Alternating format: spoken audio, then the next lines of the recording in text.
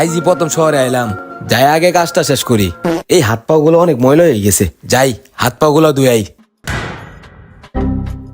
ভাই এনে হাত পা ধোয়ার জায়গা কই? হাত পর তোর জায়গা ওই যে এটার ভিতরে। হাত পা ধুইতে কোনো টাকা পয়সা লাগে নাকি? ভাই আপনি কইতে আইছেন? ভাই আমি গ্যারান্টি আইছি। হ ভাই, এনো হাত পা ধুইতে 100 টাকা লাগে। দুরুমিয়া কি বলেন, সামান্য হাত পা ধুইতে 100 টাকা লাগে? ভাই আপনি গ্যারামতে আছেন তো, এর লেগে সরের বাবু বুঝিন না। 100 টাকা দিলে হাত পা ধুইতে যান, নাইলে যে গ্যারামতে আছেন ওই গ্যারামে যান। ভাই আঙ্গুর গ্রামের স্টেশনে হাত পা মাংনা ধুইতে দেয়, আর আপনার করেন 100 টাকা লাগে। এনে 100 টাকা আমার হাত পা ধুইতে দেন। হ ভাই যান। কোন শহরে আইলাম, হাত পা ধুইতে গেলেও 100 টাকা লাগে। আপনাদের কি শহর ভাই, একটু হাত পা ধুইতে গেলে 100 টাকা লাগছে? কি বলেন ভাই, আপনি আবার কার 100 টাকা দিলেন? এটা সরকারি জায়গা, এনে মানুষ ফ্রিতে আত্মুখ দেয়। কি বলেন ভাই, ইন্ডিয়া আসার সময় এক ব্যক্তি বললো 100 টাকা স্যার হাত পা ধুইতে দিবা না, তাই আমি দিয়ে এখানে আসলাম। ভাই আপনি কইতে আইছেন?